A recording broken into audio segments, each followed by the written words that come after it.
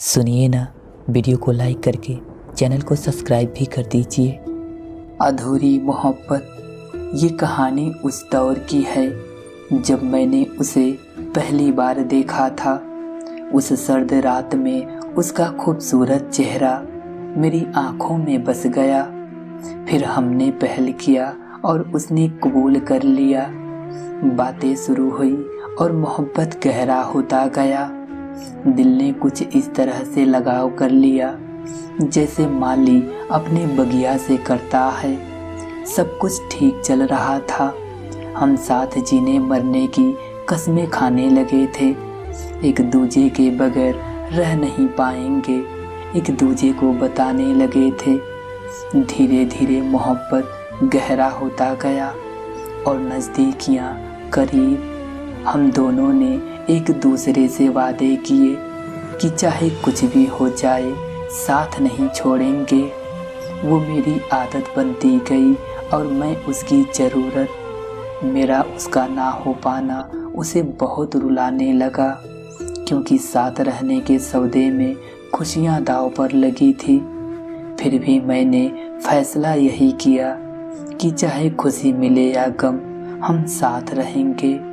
लेकिन ये बातें उसे मंजूर नहीं था और उसके अपनों को मैं कबूल नहीं था।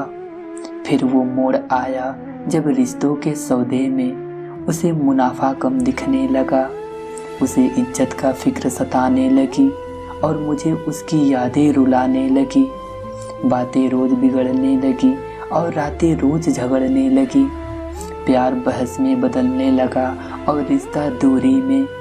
बातें महीनों पर होने लगी और रातें अकेले में कटने लगी।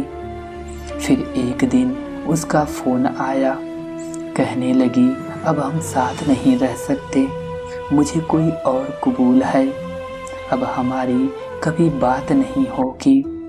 और फिर बात हुई नहीं। ना उसने जिद की ना मैंने पहल की।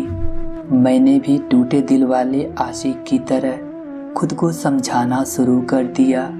अब वो किसी और की है, मेरी नहीं। रोज खुद को ये बताना शुरू किया। सपने राख होने लगे और रास्ते धुंधले।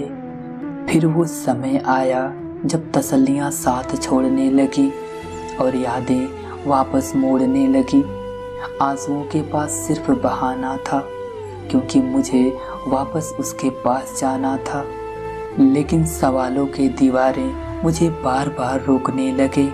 जी करता था कि इन दीवारों को गिराकर तुमसे पूछूं कि तुमने मेरे साथ ऐसा क्यों किया। लेकिन जैसे ही मैं खुद को रोता हुआ पाता था तो मेरे सवाल उन दीवारों के नीचे दब जाते थे। आखिर बात कहाँ बिगड़ी थी?